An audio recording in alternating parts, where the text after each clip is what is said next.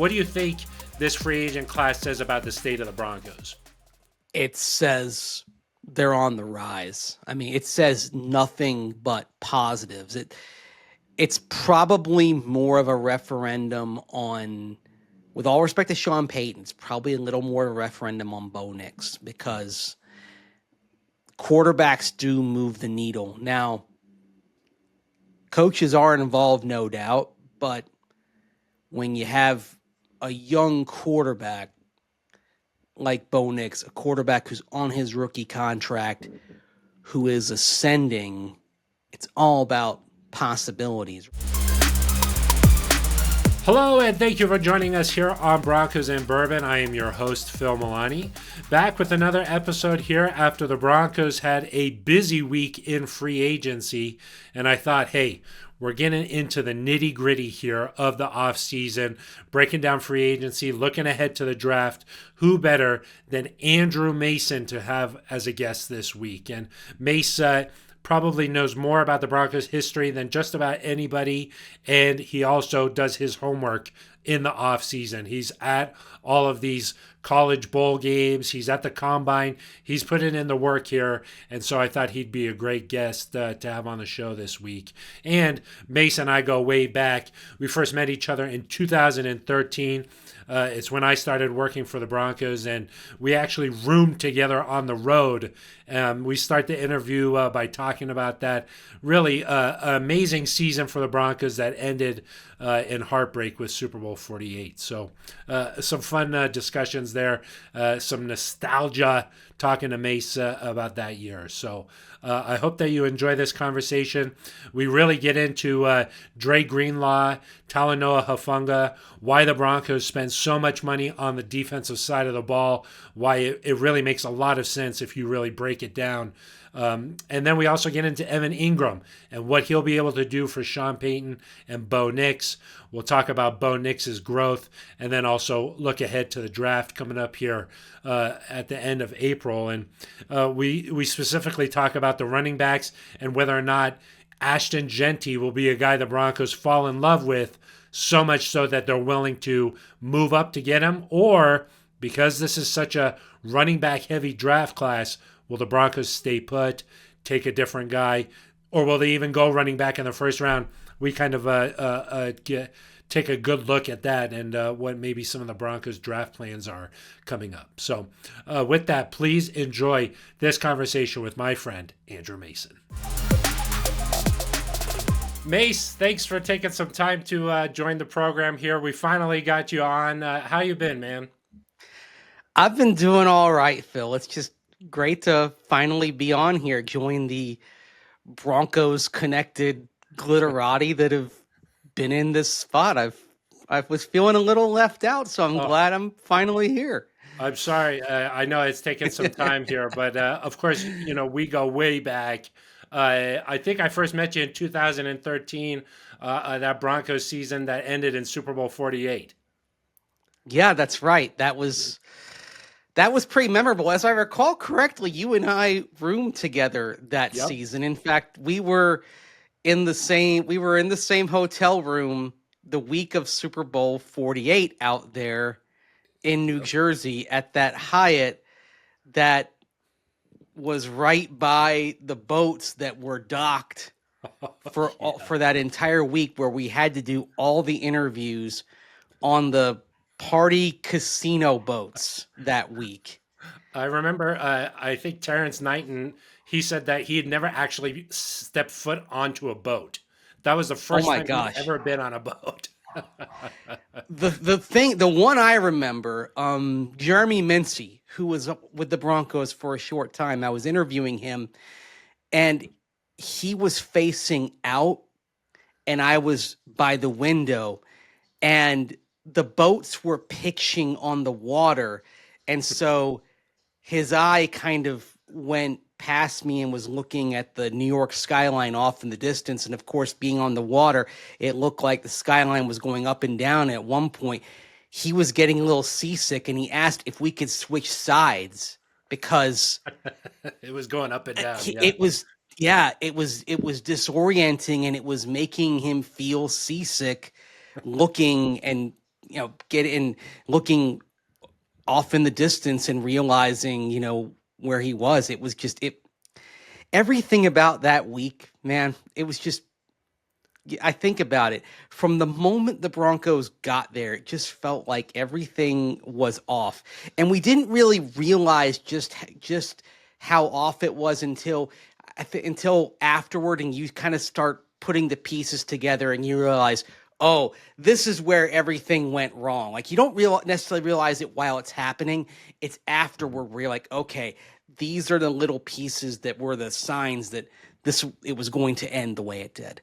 Yeah, because you're like, what the heck happened? That year, that Broncos offense was unstoppable. The defense had all those injuries, but they were sort of trying to, you mentioned Mincy there, fill in the gaps, and then they just got destroyed. So, yeah, I clearly remember being like at halftime, being like, okay, they're gonna come back here. They're gonna at least make this interesting. And you're getting back situated for the second half, and then Percy Harvin returns that. It was just okay. That's done. I had the same feeling up in the press box. I thought, okay, they can get a stop here, start the second half. They can get back in this game. And then you had Matt Prater's short kickoff and Percy Harvin going the other way. And at that point, I just started writing my recap, and that was it. Like, everything that happened in the second half, it was basically immaterial. It was just fill in the final score. And I had a lot of flashbacks to that, Phil, when I watched this most recent Super Bowl between the Chiefs and the Eagles, because it was that same kind of overwhelming tidal wave that overcame the Chiefs, that same kind of, caught flat-footed dominance that the Eagles put on them, and the Chiefs just didn't have an answer. And by the time they started to move the ball, it was a 5-score game at that point, very similar to the Broncos back in that Super Bowl. And it was just, and it didn't matter at that point. I got the exact same vibes from the Chiefs that day that I got from the Broncos way back in Super Bowl 48. Yeah, when eventually Mahomes is going to figure this out. Most definitely. The similarities there are really uncanny for sure. Well, hey, it was a busy week for the Broncos here. They made a lot of additions and some big-time signings. Mace, just first, what are your general thoughts on what the Broncos were able to do? Well, it was targeted, and I think they were able to really go at the areas that were problematic. I mean, you talk about Talanoa. I'm still getting. I think it's Talanoa Hufanga. For some reason, Talanoa does not flow off my tongue the way it should. I've been stumbling over that all week. Talanoa Hufanga and Dre Greenlaw. I mean, these are two guys at the second and third levels, the spine of the defense. The spine, the center of the defense, that's where the Broncos were exposed down the stretch. You look at the Colts game, the Chargers game, the Bengals game, the Bills game. Against the Colts, against the Bills, it was on the ground. Against the Chargers and Bengals, more through the air.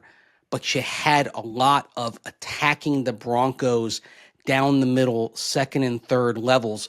And in particular on the ground, that Bills game, for example, once everything got to the second level, those runs were getting to the third level as well, because with all respect to the linebackers, you weren't getting a lot of runs stopped there. And you had those little jabs becoming gashing runs, which is how the Bills were able to control the ball for 41 minutes. I mean, literally, that was the longest time of possession against the Broncos in 41 years.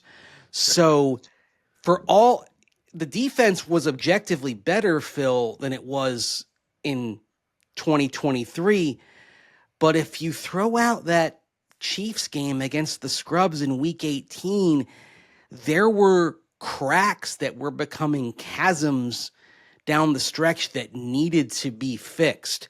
Now, between getting Greenlaw in there, upgrading safety with Hufanga, and then getting Alex Singleton back. The Broncos are hoping that they've taken care of those problems to where you're not going to have so many of those big plays happening between the numbers. And certainly another thing that happened down the stretch as well that hurt them was Riley Moss being injured. You get him back, so you get everybody back to full health. Maybe the thing that they could do is get a little more depth at corner, maybe a little better veteran depth, because when they put Levi Wallace out there last year, of course, he struggled. But maybe you can find that as you get to a later wave, perhaps, of free agency. But upgrading the spine of the defense, that was something that I had the sense was going to be a priority. I wasn't sure if they were going to target safety that early, but I knew inside linebacker was going to be a key spot. It was just a question of who they were going to target. And when you saw some potential targets go off the board, like Jamie and Sherwood of the New York Jets, for example, might have been a perfect fit. Young, ascending, converted safety. When the Jets re-signed him, I think that's when things really went toward Dre Greenlaw becoming a Denver Bronco. Now, the other thing with Greenlaw and Hufanga, these are both guys coming off of injuries, and the same can be said for Evan Engram, of course, dealing with the shoulder injury they had last year. And we hear often from Sean Payton about how he believes the Broncos' strength training nutrition gets better results, and the Broncos have been one of the least injured teams the last couple of years, so they're counting on that being able to get more out of these players and prevent the kind of injury misfortune that these players have had. But there were some clear needs the Broncos targeted, and really the one thing that's kind of left hanging out there, Phil, is running back, but kind of similar to quarterback. Very deep quarterback class last year, very deep running back class this year. Looks like that's going to be addressed through the draft. Yeah. It seems like with the injury concerns here, Mesa obviously relying on Bo Lowry and his evaluation of these guys, but maybe at the same time they wouldn't have been able to bring in this haul if these guys were all perfectly healthy. Like maybe they would have gotten a little bit more attention. I think that's entirely true. I mean, take Hufanga and Greenlaw, for example. Now, the Niners are obviously in a salary cap crunch, but we see how teams manipulate the cap all the time. If they had been healthy, especially Hufanga going into his second contract, if Hufanga doesn't have the injuries that he's had the last couple of years, because it wasn't just the ACL. He came back and he missed some time last year. Yeah, wrist injury, right? Yeah, he comes back, he immediately injures his wrist.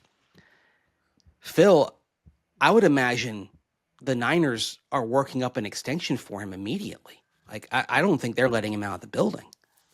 Yeah, because he in 22, he had 97 tackles, 4 interceptions, 9 passes defensed, first team All-Pro.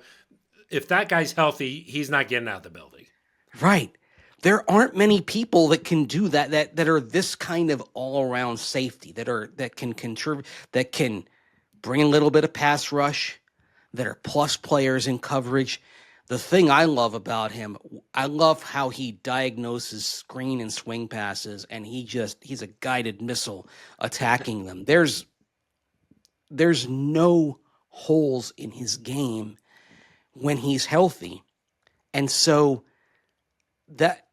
this is not the kind of player who comes available unless there's the injury concern. Dre Greenlaw, a little bit further down in his career, so more likely that someone like him becomes available. Hufanga, if you get him healthy, if he plays 16, 17 games for you, and he shows he's all the way back from the ACL, and certainly usually that second year back from the ACL is when you're fully back.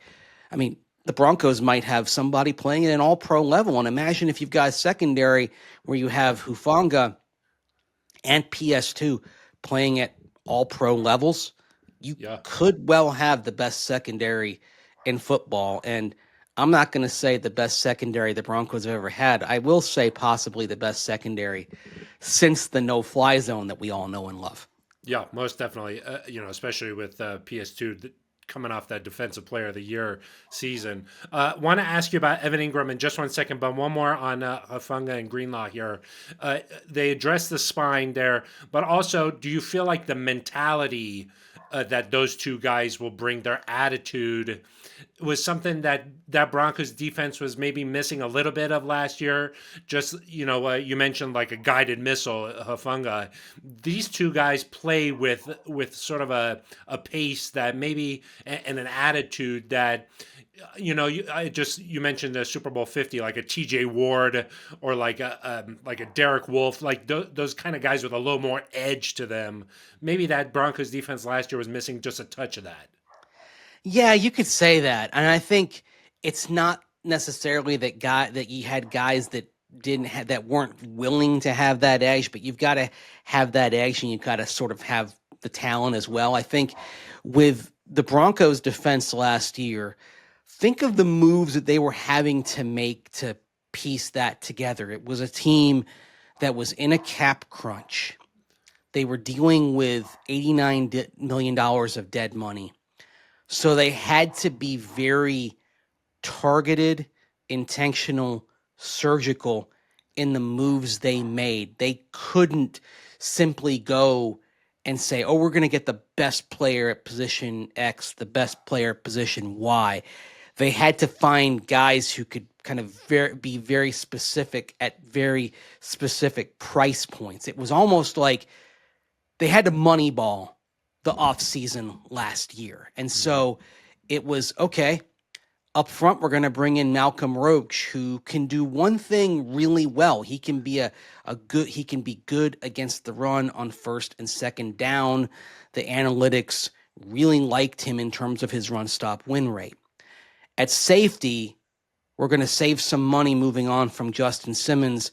Brandon Jones, a guy who kind of gone back and forth between the starting lineup and being a rotational safety in Miami. We're going to see if he can go back to being a full-time starter, see what we can get out of him, and see if we can get a little more out of PJ Locke as a full-time starter after getting a glimpse of him in 2023. So it was all these moves that were they were Cody Barton, kind of the same thing. Mm-hmm. Someone who'd been a part-time starter, good analytics and coverage, not so good in the box against the run. And we sort of saw, especially when Alex Singleton went out, when you had Barton and Sternad against the run, think back to Jonathan Taylor, the way he galloped through the second level there in December in that Colts-Broncos game. You had these moments where it kind of caught up to the Broncos a little bit that, they brought in these players and they did well for what they were. But at some point, the reasons why they were at those price points kind of came to the fore. So the moves were good in terms of what the Broncos had the resources to do, but there was a ceiling to them, and the Broncos probably extracted all they could out of what they had with that unit, but she needed to kind of go to a higher level in terms of skill. I think the spirit in all those guys was very willing, but you needed just a little more, as Vic Fangio would say, oomph. Oomph, yes. Trey Greenlaw's got oomph. Yeah. Talanoa Hufanga's got serious oomph. Yeah. And in a way that maybe wasn't there. And certainly I think maybe was maybe even a little bit of that left the room when Alex Singleton tore his ACL there in week 3, was lost for the season too. You lost a little bit of that when he left there. So don't dismiss that as part of the equation as well of getting better and getting him back, because down the stretch, I thought he was really missed there at the second level. Yeah, because I think some fans may be looking at this thing and say, "Hey, why the defense was good last year? Why did they go out and spend all this money on that side of the ball?" But I think some of the things you were saying there, and then also like just looking at it as a whole, Mace, like the Broncos played a very aggressive style of defense. They like to blitz a lot, and last year a lot of guys had like career type of seasons, Jonathan Cooper, Nick Bonito, Zach Allen. I mean, those guys all had the best seasons of their careers last year. And that defense made a lot of big turnovers and like game changing plays. You can't quite expect all of those things to materialize again next year. Bingo. Could not say it any better. I mean, you drew an inside straight last year, and you can't rely on that happening again. You can have a very good defense, but it probably has to happen a slightly different way. I mean, Pat Surtain had a great season last year. Could he be better than he was in 2024? All respect to PS2, I find it hard to believe he's going to be better than Defensive Player of the Year. Literally the best defensive player in the game. Yeah. Where do you go from up? Yeah. For PS2. And so if you were going to get more, it was going to have to be by finding some of these players from elsewhere to upgrade the positions, because the defense, the number that jumps out to me, I'm just going to go with kind of the easy baseline stat here. There's some deeper analytics that show that the Broncos defense wasn't good down the stretch. But in December, Phil, the Broncos came into December third in the league in total defense. In the month of December, the Broncos were 32nd in total defense. Oh my gosh. Yeah. Yeah. Yeah. And then week 18, obviously, a wild thing in week 18, as Aaron Schatz of FTN Fantasy, the guy who came up with the DVOA metric, was telling me, the Broncos were so dominant in that game against the KC Scrubs, it skewed the metrics because they were playing, but they played a Chiefs team that was, of course, had their backups in there. It was, it sort of messed things up analytically. But then they went back against the Bills the following week, and Buffalo held the ball for 41 minutes. And it was another dominant performance, unfortunately, at the expense of the Broncos defense. So it really did not surprise me that when Denver came out in free agency, when Sean Payton and George Payton came out, that they prioritized what they did, and that to upgrade the run defense, it was linebacker and safety, and not defensive line. And defensive line, I thought it was key to keep DJ Jones, because for the things that did ail the run defense late, DJ Jones actually ended up being the best run defender up front. He was fourth in the league among interior defenders in run stop success rate according to Pro Football Focus. So you wanted to keep that around. I think maybe the one question is, you got $13 million a year on his contract for a defensive lineman who's hitting 30 years old. So I think there's going to be a little bit of nervousness on that. But again, that's where you're going to roll the dice on Bo Lowry and his staff being able to keep a 30-something, 300-pound plus defensive lineman healthy and be able to extract everything you can out of him for the next couple of years. Yeah, that's a good point there on DJ Jones. Really true there. Let's talk about Evan Engram, though, a little bit here. The Broncos finally finding a tight end. They've been looking for so long, Mace, even thinking back, like just trying to find like a guy like Noah Fant in the first round. They've been looking for this playmaker at that position, and this year they decide to go the route with Evan Engram here. What do you think he's going to give the Broncos offense? A terrific short to intermediate area target. I think you're going to see him be the first read on a lot of quick crossers, a lot of quick outs.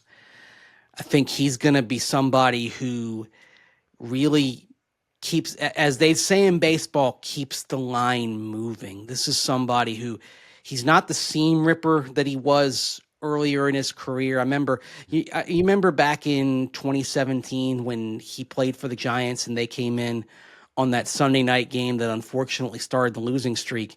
The Giants had all these injuries at wide receiver. They had one guy they could really trust to catch the football. That was Evan Engram, then a rookie. And he was just killing the Broncos down the field. Like, there was one guy you had to worry about to stop, and the Broncos couldn't stop him. So he's not that guy anymore. There's still flashes where he can make those plays, down the seam and outside. But really, this is somebody you see. You see him work those short crosses. You see him work those drag routes. You see him as the target coming out of some mesh concepts. It's going to be really interesting to see how Sean Payton schemes him and where he uses him, because Sean Payton likes to use his tight ends out of the slot. Next Gen Stats had something out there this week about how last year Sean Payton had the 5th highest percentage of slot snaps for his tight ends.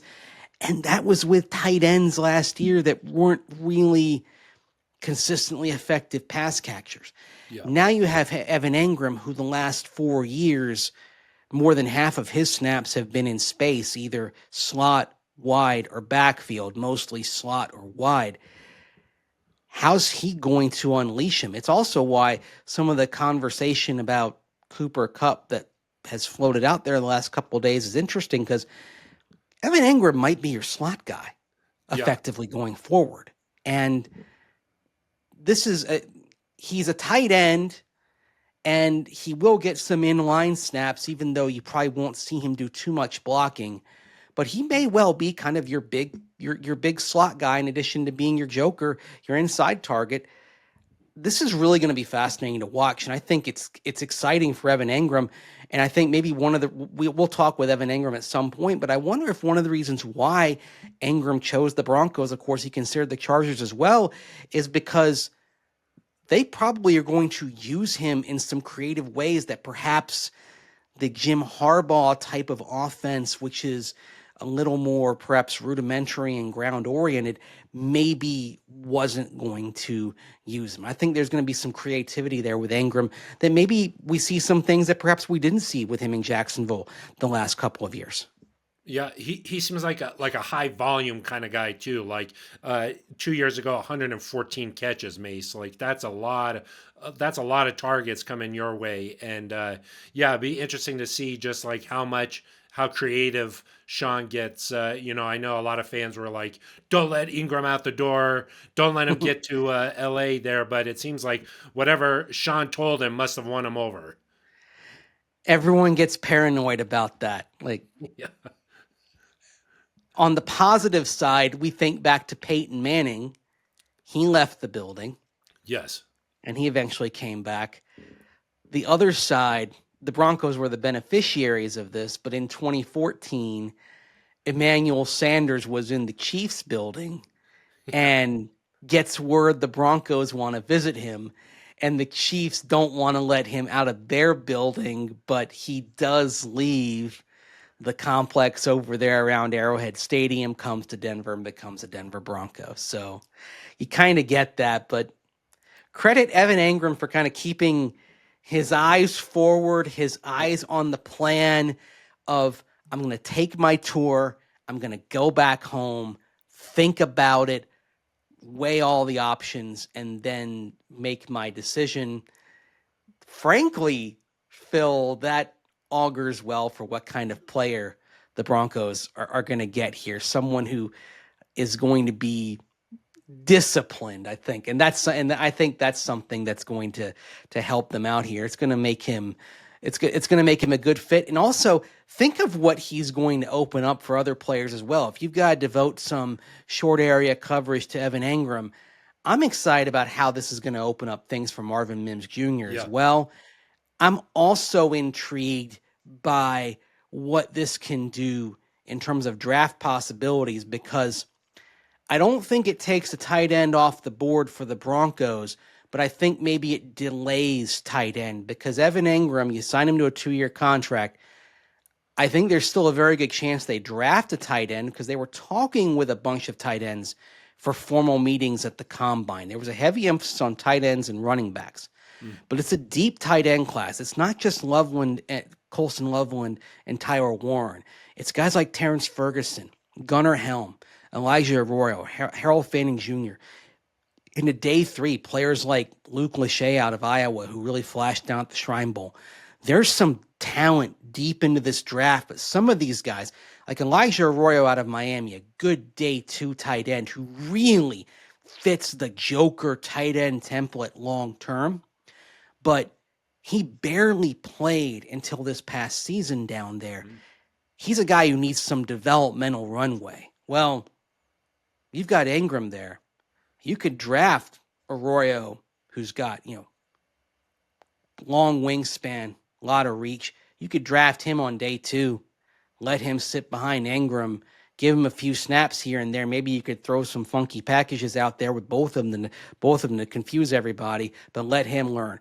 Harold Fanning Jr., who's only 20 years old, out of Bowling Green, he's a really intriguing guy.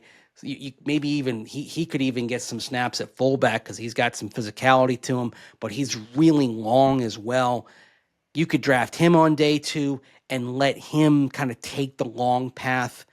So you can look now at some of these high ceiling tight ends and say, all right, we can develop them over a couple of years and know that we don't have to force them out there because, as you know, Phil, tight end is one of those positions that usually to really get them right, it takes 2 or even 3 years to truly develop a tight end.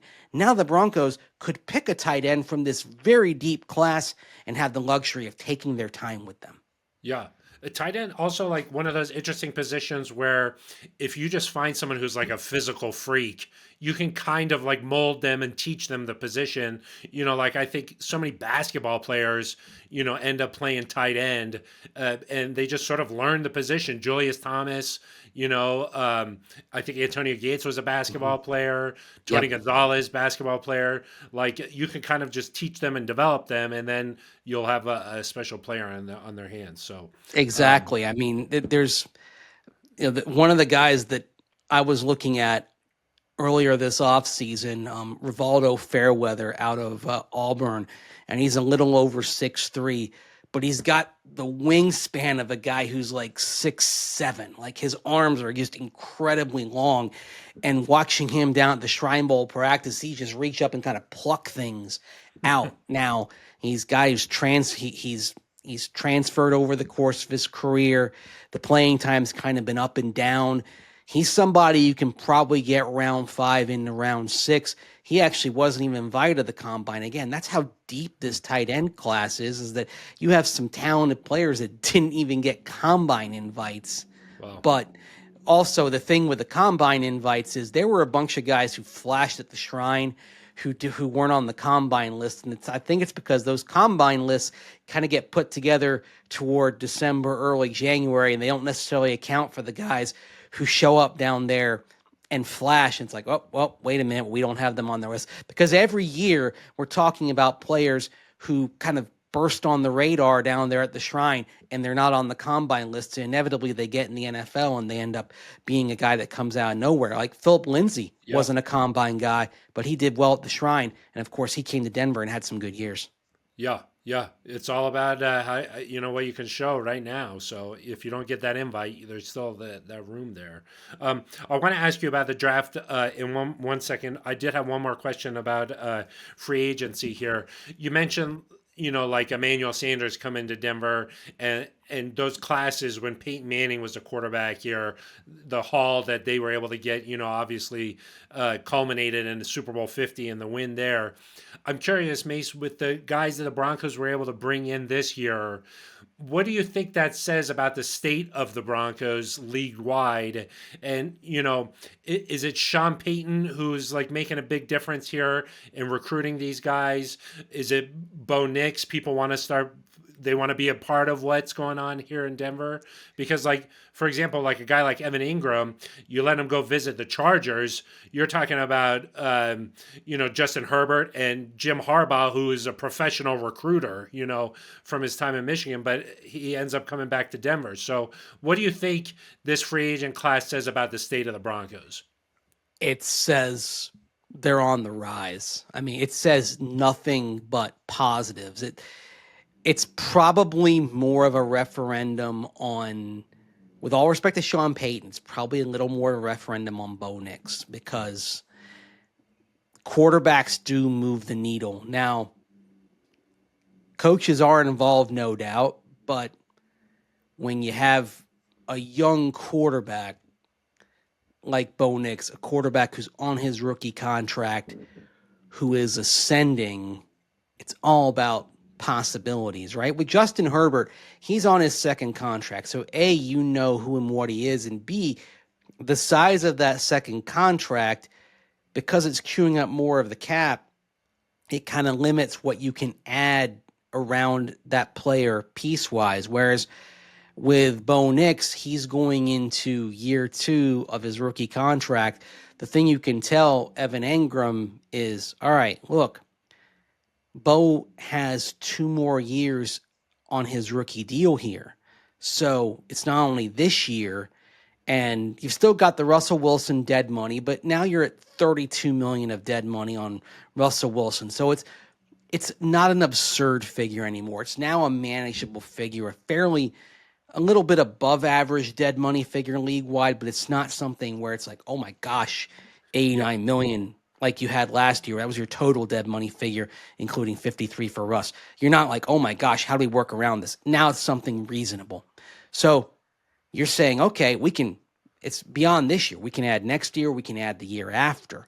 That's not necessarily something the Chargers can do. So you're selling that as well, kind of the whole package. So it says a lot about Bo Nix. It says a lot about the health of the Broncos. I think also ownership. I think ownership and the resources comes into play as well.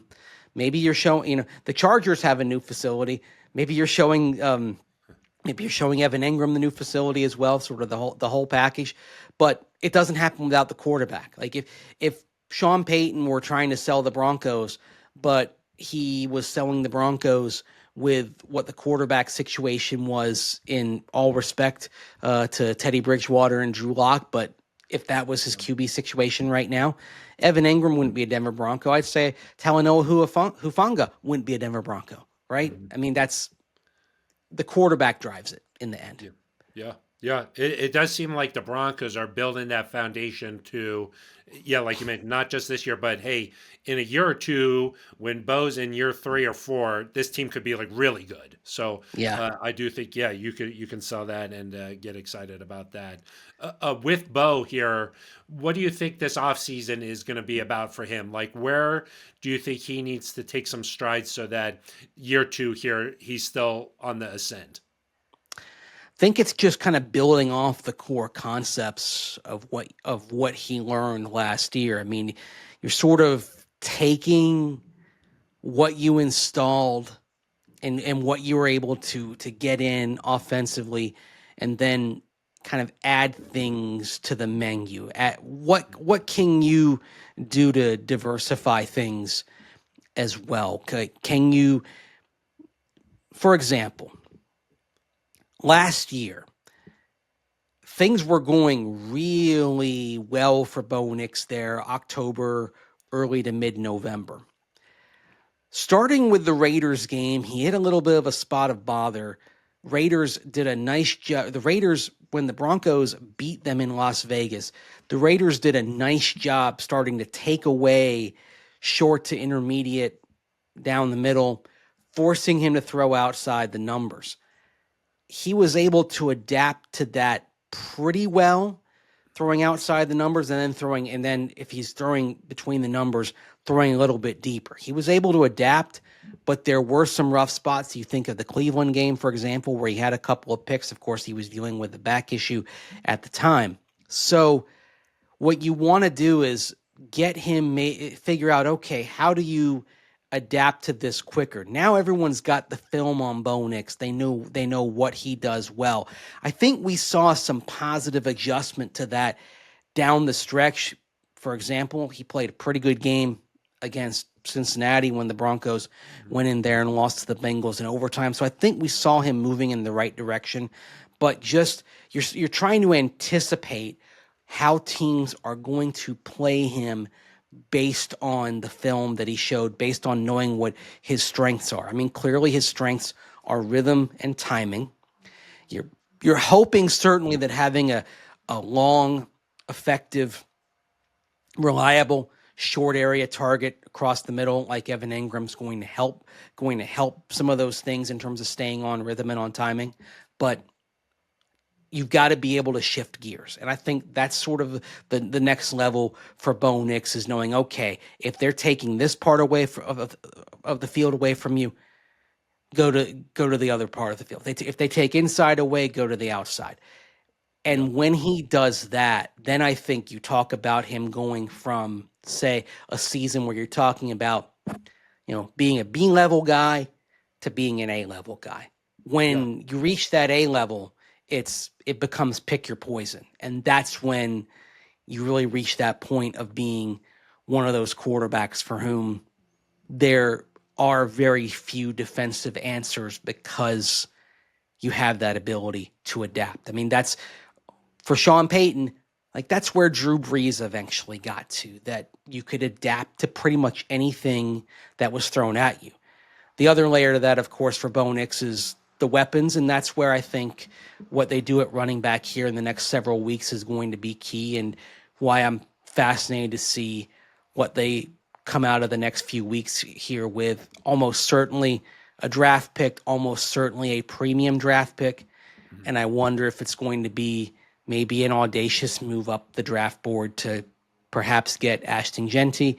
I don't know how high they'll be willing to go, but he's the one guy that I think could be instantly transformative for this offense. Yeah. So adding some tools to the box for Bo Nix, I like that. I agree with all of that. And then you're talking about the draft, Jeanty obviously in the mix there. The Broncos bought themselves some flexibility here, but you think that round one, going after a premier guy like Jeanty, that could be the best play here.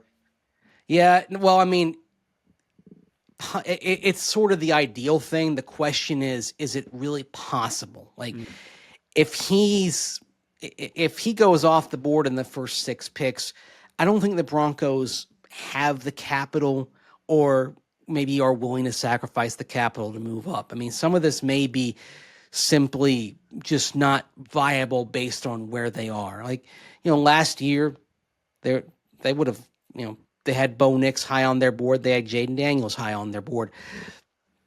Jaden Daniels wasn't doable, but Bo Nix was doable. Ashton Jeanty, they could completely love, but if let's say the Raiders decide that they want to have Ashton Jeanty, you'd have to jump the Raiders for Jeanty. I don't think the Broncos can get to 5 without sacrificing what may be too much, because to move from 20 to 5, what are you talking about? You're 2 this year, you're 1 next year, maybe even a 2 next year. Yeah. I think George Payton might say, Sean, look, we love Jeanty, but maybe not this much. So, Omarion Hampton, that's somebody who I think is going to be very, very much on their radar. He's probably about 90 to 95% of Ashton Jeanty. And then you get into the second and third rounds. There's a lot of talent in this draft at running back, and that's where it gets intriguing. Is do you start constructing the running back position and saying, okay, is it going to be 2 guys? Because Sean Payton's had some really nice dual running back situations, of course, with Mark Ingram and Alvin Kamara in New Orleans working effectively. Are you still looking for that joker running back and your every down pounder type of running back? So is it Judkins, and do you put the Ohio State band back together of Judkins and Travion Henderson perhaps? Is it Caleb Johnson in the second round out of Iowa, and then a Brashard Smith out of SMU or Devin Neal out of Kansas? They're going to have a huge contingent at Devin Neal's pro day at KU later on this month. I mean, there's there's a lot of possibilities here, and it's a deep enough running back class to where it's, even though I think Jeanty and Hampton are the two guys where you could say, okay, they can be all things, and they're instant plug and plays.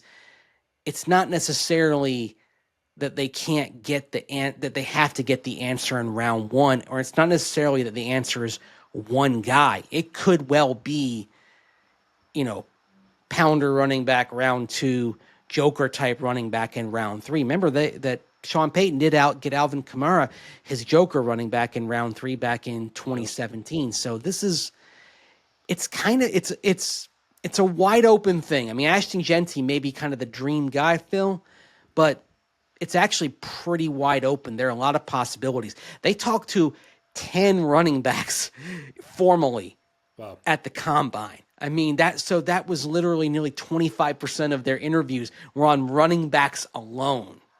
And with Rashard Smith of SMU, for example, I asked him, like, what did you guys talk about? And basically it was about being used as a joker type of running back.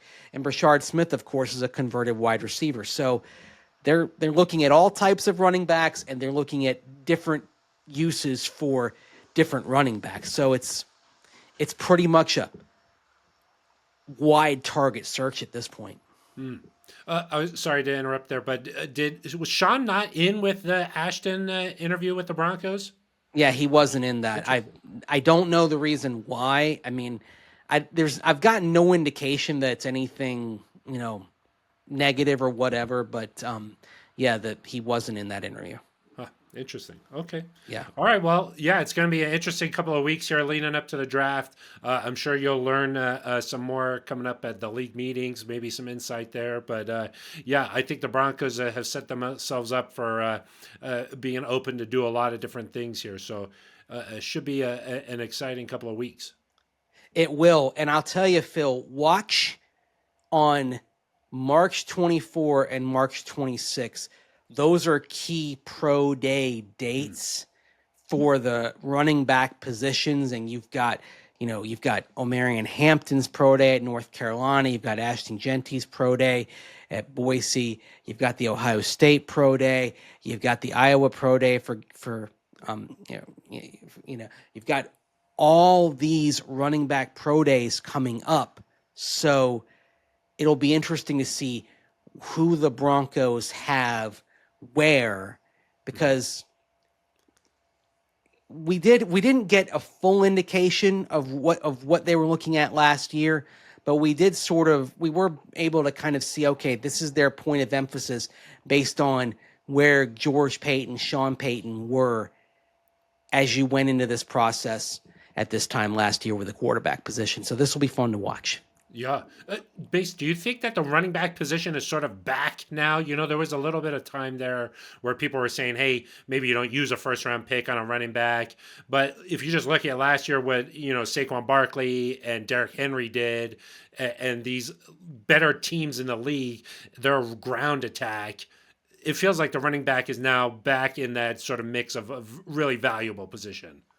It is. Now, I don't know if it's back to where you're talking about consistently using top 5 picks on running back the way it was maybe 30, 40 years ago.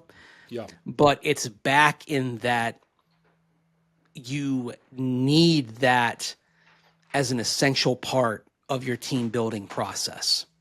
We've seen, part of it is that we have seen passing efficiency metrics league-wide take a dip since that 2020 peak. Mm-hmm. They kept going up, peaked in that COVID year when there were no fans in the stands and, of course, no crowd noise. So passing offenses went wild. And then there's been a drop since then. Phil, this game has a history of the pendulum swinging back and forth. There's an ebb and flow to it. And so I think we're seeing it tilt back to the running back and the running game having a little bit more primacy. And when you see the Philadelphia Eagles do what they did after bringing in Saquon Barkley, it's kind of in vogue again. So you have that, and it dovetails with what is an exceptional running back class. Like George Payton was saying last month at the Combine, there's all sorts of flavors here. There's something for everybody in this class, all the way into day 3. I mean, there are guys on day 3. I mean, I love Ja'Cory Krosky-Merritt, a guy out of Arizona who only played 1 game last year because he got caught up in an eligibility snafu, but then actually absolutely tore it up down at the Shrine. And he was at New Mexico the previous year, had a great season. There are guys on day 3 that are going to tear it up. So there's all sorts of players this year. Yeah. That's exciting. Yeah, it's like, hey, you guys are going to go, small and fast. Fine, we'll get bigger and stronger, and then back and forth it goes. So it's fun. I love the running. I love watching the running backs this year. I could spend 3 hours a day just watching running back film this year. That's how good these guys are. Well, Mace, we like to wrap these up with some rapid fire here. It's sort of a segment we call Phil's Five. And so the first one for you here is who is your favorite player growing up? In any sport or just football? Any sport. Michael Jordan. Michael Jordan. Okay. Nice one. What's your favorite sports memory? Favorite sports memory? Ooh.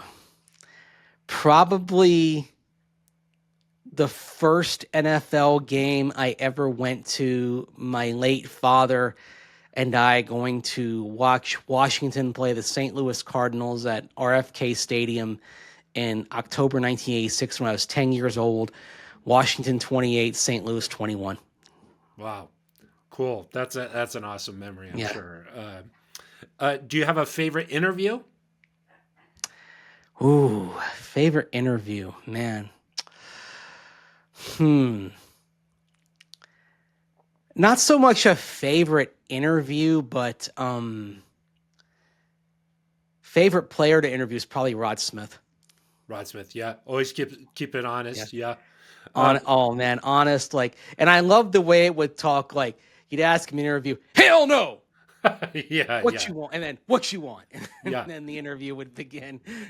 Yeah, and I know you also always joke like, "Hey, well, let's bet paychecks." Yes, just joking around. It's sort of in that same vein. Do you have a favorite player that you've had the chance to cover during your time? Ooh, that's tough, man. So many of them. I'll say this, and part of it was because I watched him, like my senior year in high school, the Bucks my senior year in high school, the Bucks drafted John Lynch, and when he came to the Broncos and getting to cover him for 4 years, it was real cool. And here's the thing, like there's the old cliche, never meet your heroes, they say. Mm-hmm. Okay. Usually that's true. Like, and then there's John Lynch, who was better than I could have imagined him being. Like, whatever I hoped he could be as a person, he was like 5 steps beyond that. Totally. Like, just tremendous person, always great to talk to. Still talk with him whenever I bump into him at the Combine or league meetings, whatever. I mean, he's an amazing guy. Agreed. There's a special place in my heart for number 47. Always will be. Yeah, and he played for Bucks and Broncos, so that's kind of a cool connection for you. And I remember after he got elected to the Hall of Fame, I texted him, and he's probably got a million texts, but he he gets back and says, "Hey, thanks, thanks Phil, appreciate it." So agreed. He's in the top rung of athletes for sure. And then is there an event, Mace, that you haven't had a chance to cover yet, but it's sort of on your bucket list?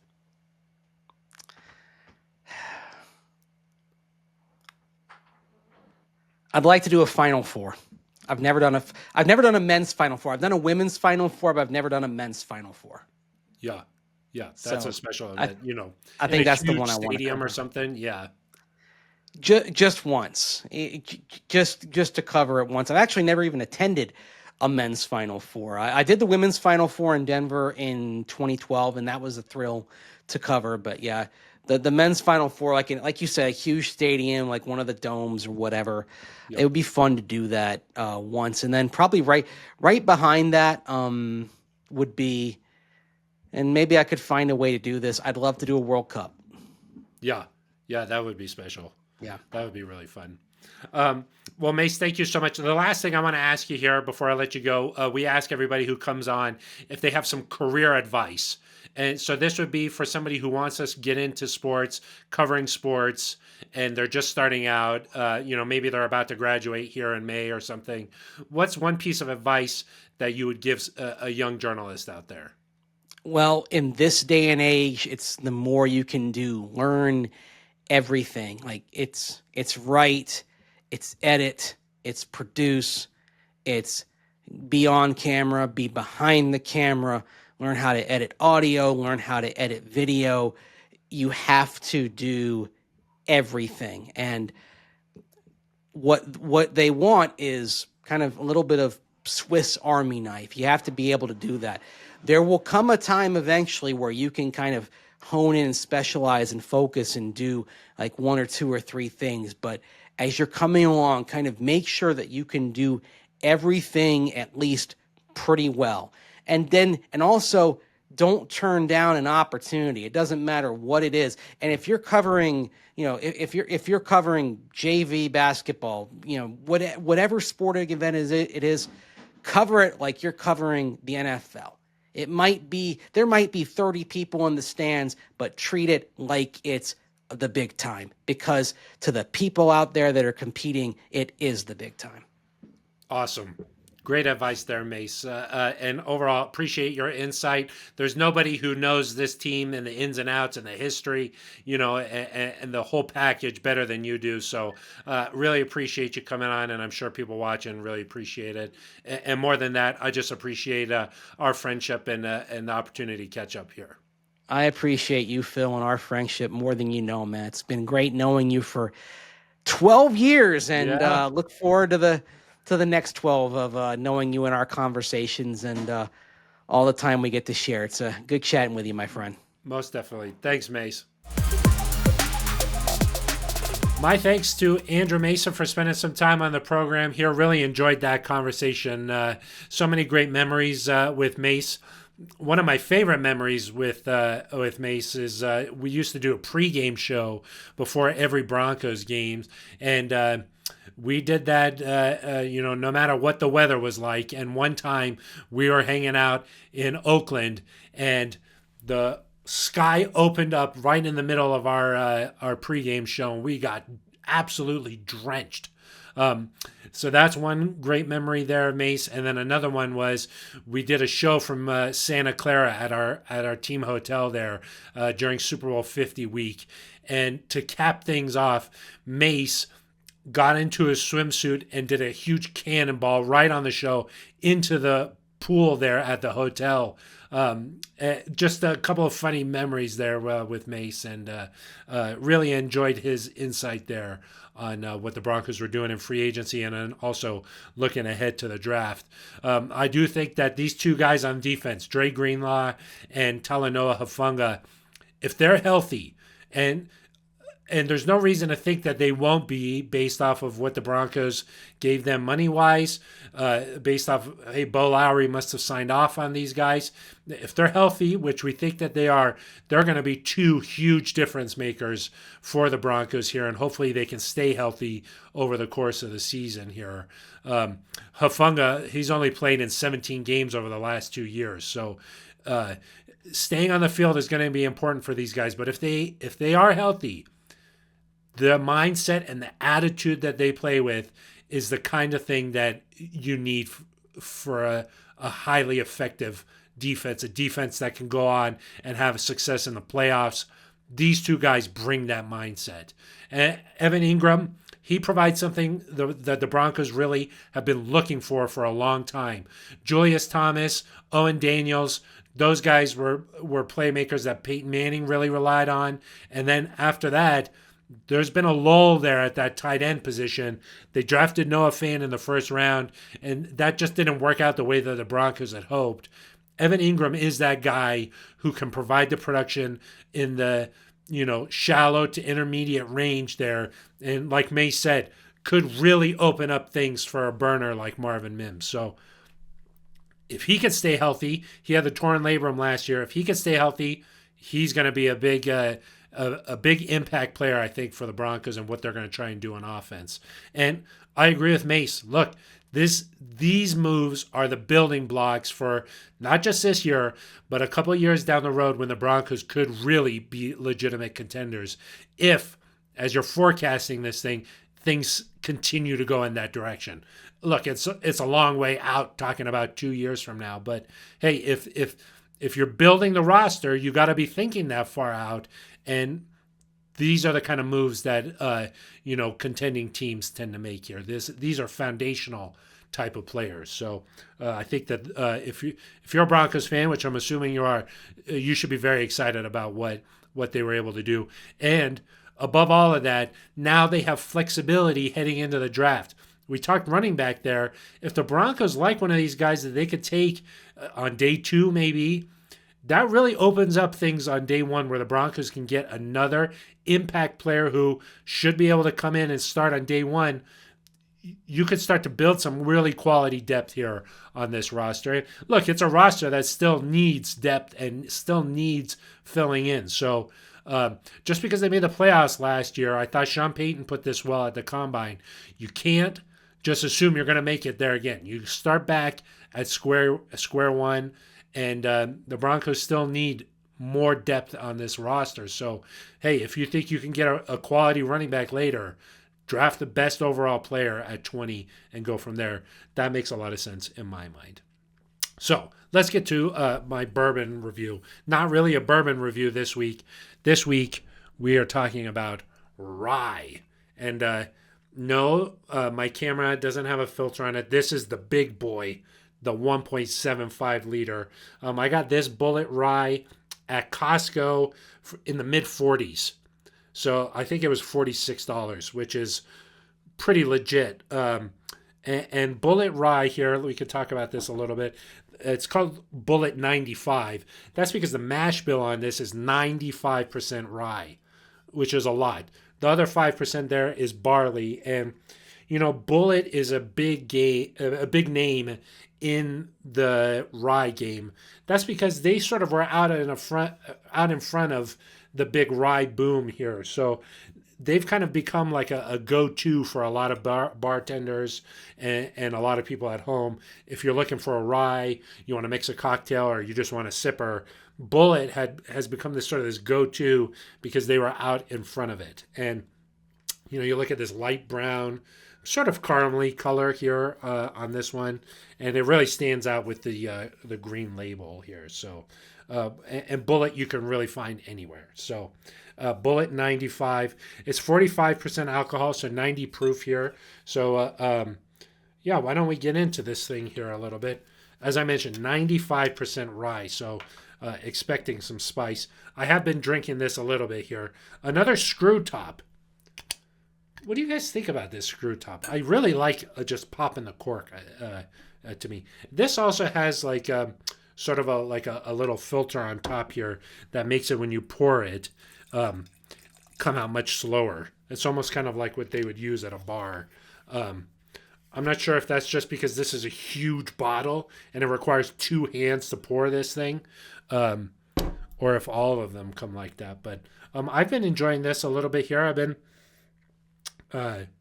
sampling it the last couple of days here, and you sort of get a pine.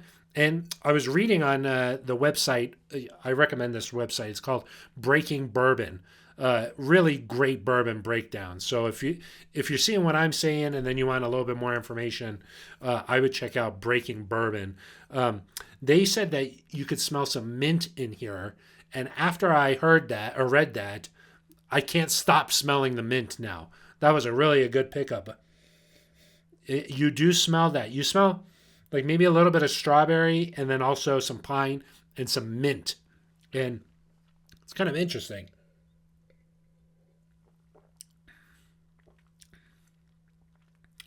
It's got that spice, up front.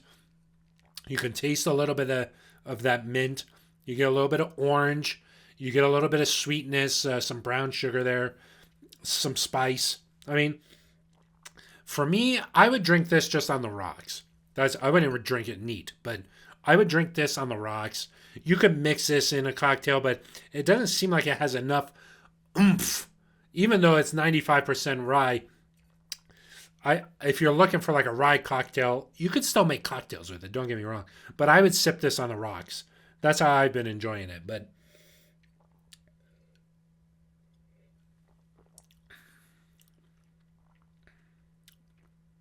it's got a mild finish.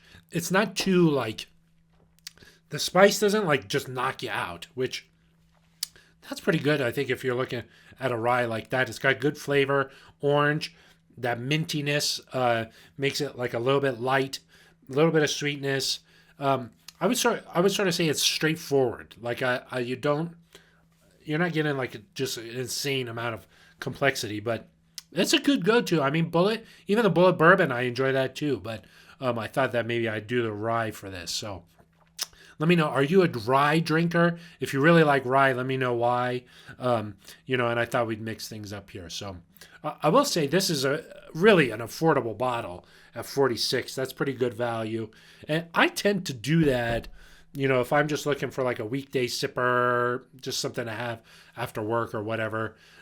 I tend to get a bigger bottle. You're getting more value there. And I tend to go to Costco because there's some really good prices there. So where do you like to buy your bourbon? Are you looking for like a super local bourbon that you're only getting at your liquor store nearby, smaller shop? Or are you the kind of person who likes to just get a big bottle and have it on hand? Let me know. I want to know about your bourbon drinking habits. So please leave a comment. And also like and subscribe. Let me know what you thought about the conversation with Mace. I thought that it was really informative. So I'll try and be back here maybe in the next 2 weeks. We got the league meetings coming up in a little bit, and there should be a lot of good information about the Broncos coming out there. So maybe I'll do another episode at that time. So thanks so much for joining us. That's going to do it for this episode of Broncos and Bourbon. I'm your host, Phil Milani.